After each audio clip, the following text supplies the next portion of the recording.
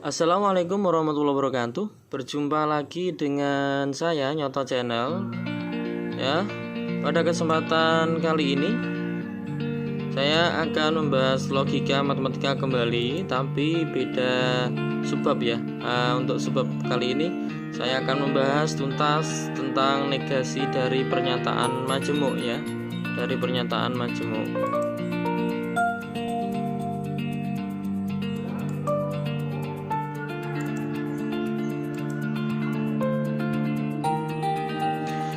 Negasi atau ingkaran pernyataan majemuk.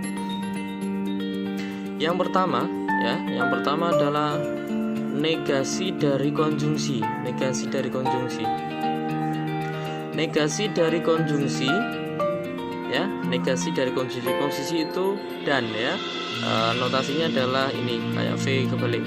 Berarti negasi dari P dan Q ya. Negasinya adalah ya, ingat ya, ini berarti harus dinegasikan satu persatu. Negasi P berarti negasi P, negasi dari dan yaitu atau, negasi Q negasi Q ya. Jadi negasi dari konjungsi adalah negasi P atau negasi Q. Nah, kesimpulannya negasi dari P dan Q yaitu ekuivalen dengan negasi P atau negasi Q. Negasi Q okay. Kemudian kita masuk ke negasi dari disjungsi. Disjungsi itu atau ya, lambangnya ini kayak V. Negasi dari P atau Q, maka negasinya negasi P dan negasi Q. Nah, kesimpulannya negasi dari P atau Q itu ekuivalen dengan negasi P dan negasi Q. Ingat ya, kalau negasi dari dan itu atau, negasi atau itu dan. Oke. Kemudian lanjut untuk negasi dari implikasi. Negasi dari jika P maka Q ya. Nah, yaitu negasinya adalah P dan negasi Q. Oke. Kesimpulannya negasi dari implikasi yang berbunyi negasi dari jika P maka Q itu ekuivalen dengan P dan negasi Q. Yang terakhir negasi dari biimplikasi. Negasi dari P jika dan hanya jika Q yaitu P dan negasi Q atau Q dan negasi P. Ingat ya. Oke. Kesimpulannya negasi dari P jika dan hanya jika Q yaitu ekuivalen dengan P dan negasi Q atau Q dan negasi P. Biar lebih jelas kita masuk ke contoh. Contoh 1. Diberikan pernyataan P, adik rajin belajar, Q, adik naik kelas. Konjungsi dulu ya. Nah, jadi pernyataan P dan Q ini kalau dibuat pernyataan konjungsi menjadi adik rajin belajar dan adik naik kelas. Nah, sekarang kalau disuruh menegasikan bagaimana negasinya? Ya, negasi dari P dan Q. Ingat ya, negasi P dan Q itu adalah negasi P atau negasi Q. Sehingga negasi dari adik rajin belajar dan adik naik kelas adalah adik tidak rajin belajar atau adik tidak naik kelas. Paham ya? Oke, saya kira bisa dipaham kok. Lanjut untuk contoh nomor 2. Diberikan pernyataan P, adik rajin belajar, Q, adik naik kelas. Kemudian kita masuk ke disjungsi. Disjungsi P atau Q. Berarti menjadi adik rajin belajar atau adik naik kelas. Kalau dinegasikan bagaimana? Negasinya negasi dari P atau Q yaitu negasi P dan negasi Q. Sehingga negasinya adalah adik tidak rajin belajar dan adik tidak naik kelas. Next, untuk contoh ketiga. Oke, ini masih sama seperti tadi ya, biar kalian paham. P-nya adalah adik rajin belajar, Q-nya adalah adik naik kelas. Implikasinya, nah sekarang yang ketiga kita membuat negasi dari sebuah implikasi. Maka kedua pernyataan P dan Q ini kalau dibuat implikasi bunyinya menjadi jika adik rajin belajar maka adik naik kelas. Kalau dinegasikan ya, negasi dari implikasi yaitu negasi dari jika P maka Q yaitu P dan negasi Q. P dan negasi Q, maka kalimatnya menjadi adik rajin belajar dan adik tidak naik kelas. Oke. Nah, sejenak dipahami, paham nggak? Oke, paham. Terima kasih. Oke. Lanjut untuk contoh keempat. Nah, tadi kita sudah membahas negasi dari konjungsi, disjungsi, dan implikasi. Sekarang yang terakhir kita membuat negasi dari biimplikasi ya. Nah, P-nya adik rajin belajar, G-nya adik naik kelas. Biimplikasinya P jika dan jika G. Maka kalau dibuat kalimat bagaimana? Kalimatnya menjadi adik rajin belajar jika dan jika adik naik kelas. Nah, negasinya bagaimana? Negasinya ini, negasi dari P jika dan hanya jika Q, itu negasinya adalah P dan negasi Q atau Q dan negasi P. Maka bunyinya menjadi seperti ini ya, satu persatu. P berarti adik rajin belajar, dan berarti dan.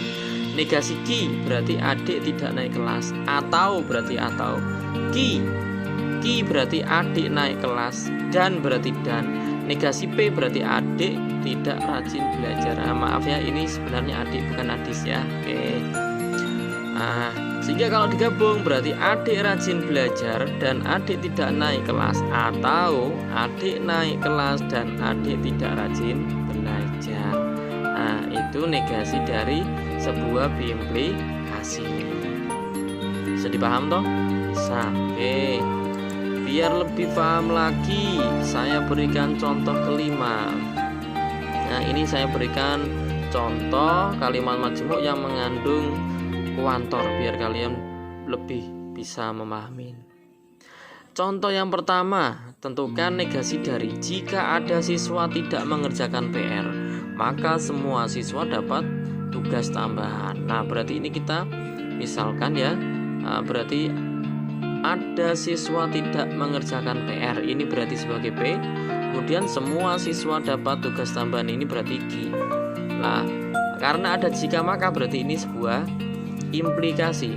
Kalau implikasi itu negasinya bunyinya bagaimana? Ayo, masih ingat? Negasinya adalah P dan negasi Q. Nah, P dan negasi Q. Maka negasinya menjadi tadi ya, ingat-ingat negasi dari implikasi adalah P dan negasi Q. P-nya apa? P-nya adalah ada siswa tidak mengerjakan PR. Berarti ada siswa tidak mengerjakan PR, dan berarti dan.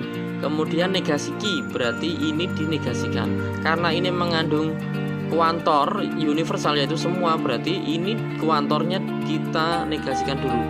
Negasi dari semua adalah ada atau beberapa. Nah, ini ada. Betul ya? Kemudian siswa dapat tugas tambahan, negasinya berarti siswa tidak dapat tugas tambahan. Nah, ini adalah siswa tidak dapat tugas tambahan.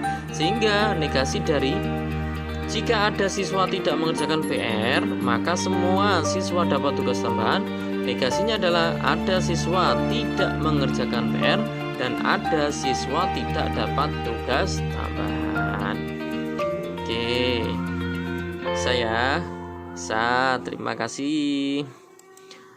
Biar lebih paham lagi, biar lebih mantap lagi, saya berikan contoh 5 yang kedua. Nah, contohnya seperti ini. Tentukan negasi dari Budi akan naik kelas jika dan hanya jika. Ini saya singkat ya. Ini berarti kalau ada hubung ini berarti ini biimplikasi. Biimplikasi. Jika dan hanya jika semua nilainya di atas 75. Saya ulang pelan-pelan aja biar kalian paham. Budi akan naik kelas jika dan hanya jika semua nilainya di atas 75. Berarti negasinya bagaimana? Ingat-ingat negasi dari biimplikasi. Negasi dari biimplikasi itu adalah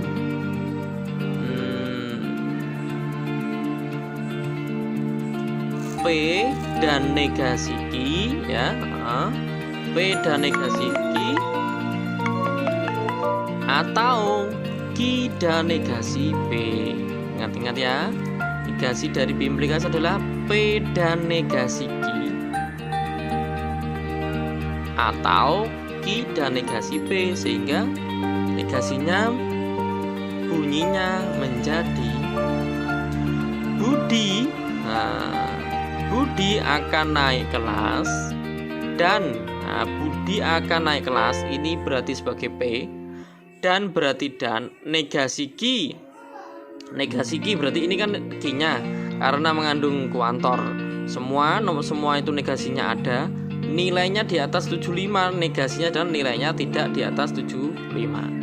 Paham ya? Kemudian atau berarti atau. Kemudian Q itu apa? Q tadi ini semua nilainya di atas 75, dan berarti dan. Kemudian yang terakhir negasi dari P. P-nya itu Budi akan naik kelas, berarti negasinya Budi tidak akan naik kelas. Sehingga kalau digabung, Budi akan naik kelas dan ada nilainya tidak di atas 75, atau semua nilainya di atas 75 dan Budi tidak akan naik kelas. Diingat-ingat ya. Nah, biar lebih paham lagi, yuk kita ulangi kembali. Negasi dari diimplikasi itu adalah P dan negasi Q, atau Q dan negasi P. Bisa nggih? Bisa. Oke. Saya kira ini akan memberikan penambahan pemahaman buat kalian tentang memahami negasi dari pernyataan majemuk. Ya. Jangan lupa kalau video ini bermanfaat, tolong di like dan dibagikan atau share dan di subscribe ya. Terima kasih. Saya kira cukup. Terima kasih. Sampai jumpa. Coming soon. Mudah-mudahan video ini bermanfaat ya, dan berkah buat kalian semua. Jangan lupa, jangan kendor semangatnya untuk belajar demi meraih cita-cita kalian. Semoga sukses. Salam Nyoto Channel. Wassalamualaikum warahmatullahi wabarakatuh.